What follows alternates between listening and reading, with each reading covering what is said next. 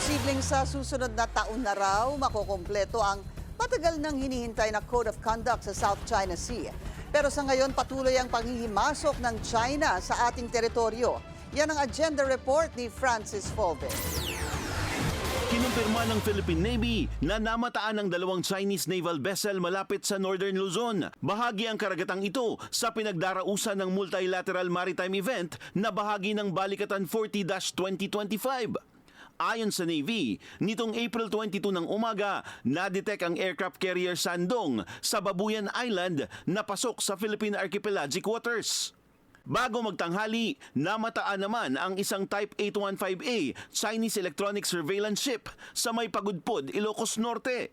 Ito raw ang unang beses na namataan ng dalawang gray ship ng China sa ating karagatang malapit na sa ating pangpang. Pero hindi rin naman daw ito nakakaalarma.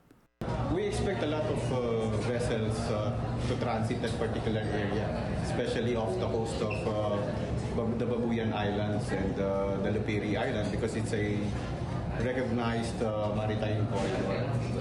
With the Balikatan exercise ongoing, we also expect several key players to be there also to monitor the exercise.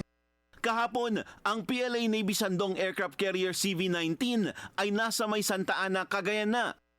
Tiniyak ng Navy na sila ay on top of the situation at tiniyak ang pag-monitor sa ating karagatan at pagtaguyod ng soberanya at seguridad sa nasasakupang karagatan. Maritime security din ang tinalakay sa isang symposium sa Manila Hotel. Sa keynote address ni DFA Secretary Enrique Manalo, binigyang diin niya ang kahalagahan ng diplomatic process sa pagresolba ng mga sigalot kasama ang sa West Philippine Sea. Dagdag ni Manalo, posibleng makumpleto na ang Code of Conduct sa 2026 sa pag-host ng Pilipinas sa ASEAN Summit. Well, it's contentious in the sense that there are issues that need to get the consensus of all countries. But as the President said, we still have to address important issues such as the scope of the code, also the nature of the code and its relation also to the declaration of the code, the principles adopted in 2002 on the South China Sea.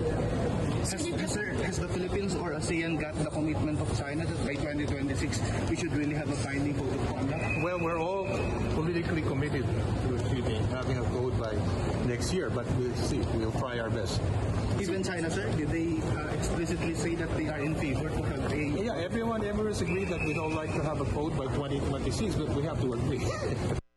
Sinabi rin ni Manalo na tuloy ang pakikipag-ugnayan at pagtulong ng Embahada ng Pilipinas sa 3 di umano'y spy na hinuli at nakadetine sa China.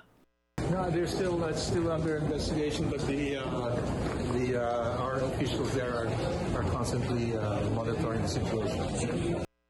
Sa darating na linggo, bibisita naman si Japan Prime Minister Ishiba Shigeru para isulong ang ilang kasunduang geopolitikal, economic at cultural sa pagitan ng Pilipinas at Japan.